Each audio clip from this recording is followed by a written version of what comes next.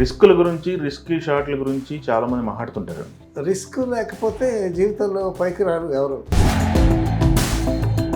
పెద్ద వంశీ గారు పాపికొండల మధ్యలో పెట్టాడు. అక్కడ లోతు ఎక్కువ, 3 ఏనుగుల లోతు ఉంటుందంట. పానుపురికి కాస్త ఈత వచ్చునేమో కానీ రాజేంద్ర ప్రసాద్కి ఈత రాదు. క్రేన్ మీద కెమెరా ముందు ఒక ప్లాంక్ ఒకటి క్రేన్తో 360 degrees యాంగిల్లో షాట్ తీశాడు ఆయన. ఆ విజన్ బాగుండేటటువంటి షాట్ రావాలంటే మరి ఆ రిస్క్ చేయాలి. జయకుమార్ గారు, ఇప్పుడు మీరు సుదీర్ఘమైన సినీ ప్రయాణంలో చాలా విషయాలు ఉన్నాయి కాబట్టి రిస్కుల గురించి, రిస్కీ షాట్ల గురించి చాలామంది మాట్లాడుతుంటారు. అవునవును. అందుట్లో మీరు చేసిన సినిమాల్లో కొన్ని మచ్చుకి చెప్తాను ఒకటి. ఉన్నాయా? రిస్క్ లేకపోతే జీవితంలో పైకి రారు ఎవరు. అయితే ఆ రిస్క్ మరీ భయంకరంగా ఉంటే ఇబ్బంది. అది ఒక చిన్న ఉదాహరణ ఏంటంటే, ప్రేమించి పెళ్ళాడు అనేటటువంటి సినిమాలో ఫస్ట్ హీరోగా రాజేంద్ర ప్రసాద్ గారు ఇంట్రడ్యూస్ అయ్యారు. హీరోగా ఫస్ట్ సినిమా రాజేంద్ర ప్రసాద్ గారు. రామోజీరావు గారు నిర్మాత, పెద్ద వంశీ గారు డైరెక్టర్. మేము పట్టిసీమలో షూటింగు. ఆ పట్టిసీమలో ఎక్కడ షూటింగ్ పెట్టాడు వంశీ గారు? పాపికొండల మధ్యలో పెట్టాడు. గోదావరి ప్రవహిస్తూ అంత విశాలమైంది. పాపికొండల దగ్గరికి వెళ్తూ చాలా నేరం అయిపోతుంది. అక్కడ లోతు ఎక్కువ, 3 ఏనుగుల లోతు ఉంటుందంట. అక్కడ వాళ్ళు చెప్పటం, అక్కడ మొసళ్ళు కూడా ఉన్నాయంట. అక్కడ షూటింగ్ పెట్టాడు వంశీ గారు. పంట మీద క్రేన్ తీసుకొచ్చాడు. క్రేన్ తీసుకొచ్చి ఆ క్రేన్ మీద హీరోయిన్లు షాటు. క్రేన్ మీద కెమెరా ముందు ఒక ప్లాంక్ ఒకటి తగిలించారు. ఎంవి రఘు గారు కెమెరా. ఆ చెక్క మీద రాజేంద్ర ప్రసాద్, భానుప్రియ వాళ్ళిద్దరూ ఒక అభినయంలో ఉంటారు. అక్కడ క్రేన్తో 360 degrees యాంగిల్లో షాట్ తీశాడు ఆయన. భానుప్రియకి కాస్త ఈత వచ్చునేమో కానీ రాజేంద్ర ప్రసాద్కి ఈత రాదు. మరి ఏమన్నారు ఆయన ఇప్పుడు? ఏమన్నా స్లిప్ అయ్యి నీటిలో కానీ పడితే మాత్రం మొసలికి ఆహారం అవటమే. అంత భయంకరమైనటువంటి రిస్కీ షాట్ తీశాడు వంశీ గారు. బట్ లక్కీగా మోస్ట్ సక్సెస్ఫుల్గా వచ్చింది. అది అతను విజన్ బాగుంటుంది. బట్ ఆ విజన్ బాగుండేటటువంటి తగ్గ షాట్ రావాలంటే మరి ఆ రిస్క్ చేయాలి. సో ఆ రిస్కీ షాట్ యాక్సెప్ట్ చేసినటువంటి రాజేంద్ర ప్రసాద్, భానుప్రియని కూడా మెచ్చుకోవాలి. మరి అందుకే ఆయనకు ఊరికే పద్మశ్రీ వస్తుందా? సో మనకి వచ్చినటువంటి మంచి నటుల్లో రాజేంద్ర ప్రసాద్ గారు ఒకడు. ఆయన మెడ్రాస్ ఫిల్మ్ ఛాంబర్ ఫిల్మ్ ఇన్స్టిట్యూట్లో చదువుకున్నాడు. చిరంజీవి గారి కన్నా సీనియర్ ఈయన రాజేంద్ర ప్రసాద్. ఇన్స్టిట్యూట్లో సీనియర్. తర్వాత మైమ్లో చాలా ఎక్స్పర్ట్. మైమ్లో గోల్డ్ మెడల్ కూడా వచ్చినట్టుంది రాజేంద్ర ప్రసాద్కి. తర్వాత ఈయన స్టడీస్ అయిపోయిన తర్వాత, ఇన్స్టిట్యూట్ స్టడీస్ 3 years అనుకుంటప్పుడు అయిపోయిన తర్వాత బయటకు వచ్చిన తర్వాత మళ్ళా అక్కడ లెక్చరర్గా చేరాడు. ఇన్స్టిట్యూట్లో లెక్చరర్గా చేరి చిరంజీవి గారికి పాఠాలు కూడా చెప్పాడు. ఆ విధంగా ఆయన గొప్ప కెరీరు. ఈ సినిమా బాగా ఆడకపోయినా తర్వాత వచ్చినటువంటి సినిమాలు లేడీస్ స్టైల్ కానీ వాటితో ఒక మంచి ఆర్టిస్ట్ అయ్యాడు. తర్వాత అతను కామెడీ ఎంత బాగా చేస్తాడు, సీరియస్ కూడా అంత బాగా చేస్తాడు. కాశ్మీరా అనుకుంటా ఆ సినిమాలో సీరియస్ క్యారెక్టర్ చేశాడు, చాలా అద్భుతంగా చేశాడు. సో ఆర్టిస్ట్ కాకముందు డబ్బింగ్ చేస్తూ ప్రేమించి పెళ్ళాడు సినిమాతో హీరో అయ్యి, ఈ సినిమా బాగా ఆడకపోతే చాలా ఇబ్బందులు పడి మళ్ళా అవకాశాలు చేజిక్కించుకొని ఈ లేడీ స్టైల్ అనేటటువంటి సినిమాతో ఒక అద్భుతమైనటువంటి పర్ఫార్మెన్స్ ఇచ్చి ఒక మంచి సక్సెస్తో మళ్ళా తర్వాత సక్సెస్లు స్టార్ట్ అయ్యాయి. మనకి తెలుగు స్క్రీన్లో ఉన్నటువంటి మంచి ఆర్టిస్టులో రాజేంద్ర ప్రసాద్ గారు ఒకడు.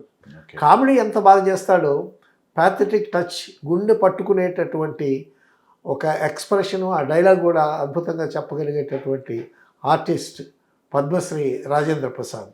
అయితే ఈ ప్రేమించి పిల్లాడికి మీ కాంట్రిబ్యూషన్ ఏంటండి? ప్రేమించు పెళ్ళాడికి నేను కో డైరెక్టర్ని. ఓ ఓకే ఓకే. సో మెడ్రాస్లో వంశీ గారు మేము పక్క పక్కన ఉండేవాళ్ళం. ఆయన సినిమాలు ఆయన చేస్తూ ఉండేవాడు. నేను విశ్వనాథ్ గారితో, బాపు గారితో, సింగీతం శ్రీనివాసరావు గారితో సినిమాలు చేస్తూ వెళుతుండేవాడిని. సో వంశీ గారికి వచ్చినటువంటి ఒక మంచి బ్యానర్, పెద్ద బ్యానర్ నుంచి వచ్చినటువంటి సినిమా ప్రేమించు పెళ్ళాడు. అప్పుడు నన్ను పిలిచాడు ఆయన. పిలిచి ఒక పెద్ద బ్యానర్లో సినిమా ఉందండి, మీరు కో డైరెక్టర్గా చెయ్యాలి అని అన్నాడు. సారీ అండి నేను చేయను అన్నా. ఏమైంది? ఎందుకని అన్నాడు. ఏం లేదండి, నాకు విశ్వనాథ్ గారితో సినిమాలు ఉన్నాయి అని అన్నా. ఎందుకంటే ఆయన దగ్గర చేయటం ఇష్టం లేక అన్నా. అవునా? ఎందుకంటే వీఆర్ వెరీ గుడ్ ఫ్రెండ్స్. అయితే ఆయన దగ్గర కో డైరెక్టర్గా చేసేవాళ్ళు చెప్తూ ఉంటారు కదా, కొంచెం ఇబ్బందిగా ఉంటుంది ఆయనతో. సో ఆ ఇబ్బంది వర్క్ చేసేవాళ్ళు ఫీల్ అవుతారు.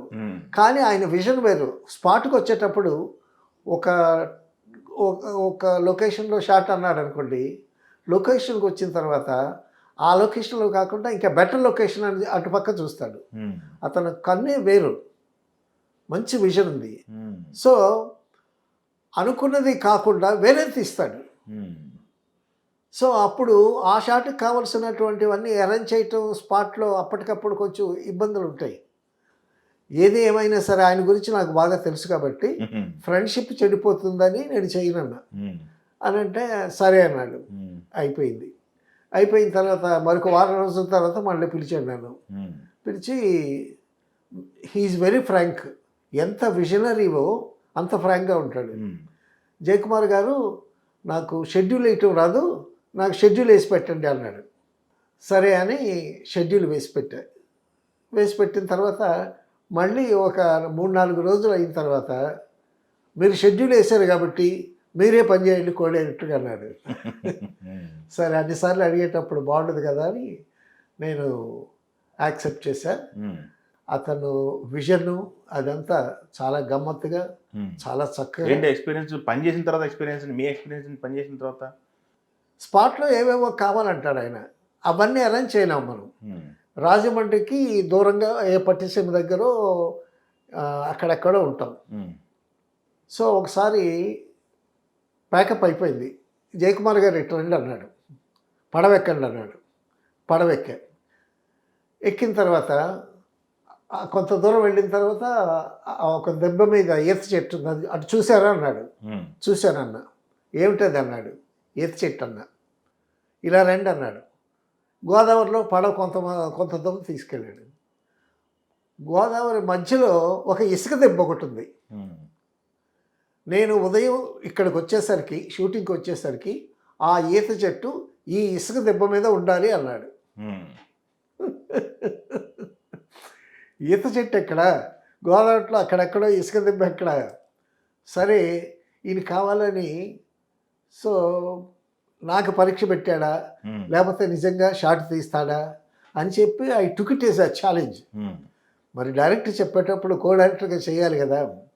సరే అండి మీరందరూ వెళ్ళిపోండి, నేను అన్నీ అరేంజ్ చేసి వస్తానని చెప్పి ప్యాకప్ అయ్యి అందరూ వెళ్ళిపోయారు. నేను ఒక కారు ఉంచుకుని అక్కడ ఆ లోకల్గా పట్టిసీమ దగ్గర పని మనుషులు మాట్లాడి, బాబు మీకు డబ్బులు ఇస్తాము, ఈ ఈత చెట్టు పెకలించి ఆ ఇసుక దెబ్బ మీద నాటాలి, రేపు షూటింగ్ అక్కడ అని చెప్పి వాళ్ళందరికీ ఆ వర్క్ చేసే వాళ్ళందరికీ నైట్ డిన్నరు అదంతా అరేంజ్ చేసి క్యారేజ్ వచ్చేటట్టు ప్రొడక్షన్ మేనేజర్తో చెప్పి, సో వాళ్ళకి డబ్బులు అవన్నీ పే చేసి మీరు చెట్టు పెకలించి పంట మీద తీసుకెళ్ళాలి, పంట మీద తీసుకెళ్ళి ఇసుక దెబ్బలో నాటాలి, అక్కడ మళ్ళీ ఇసుక తవ్వాలి. సో అవన్నీ మీరు చేయండి అని చెప్పి వాళ్ళకి కావలసినటువంటివన్నీ సమకూర్చి నేను వెళ్ళిపోయాను.